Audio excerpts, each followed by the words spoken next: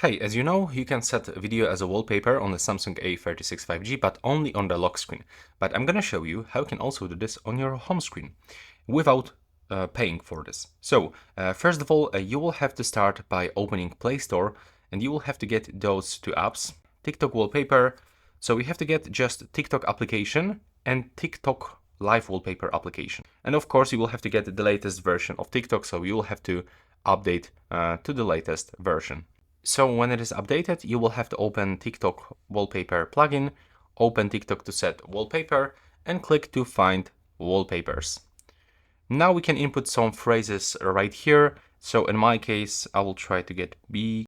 And now you can just simply click on the wallpaper that you want to apply, tap right here.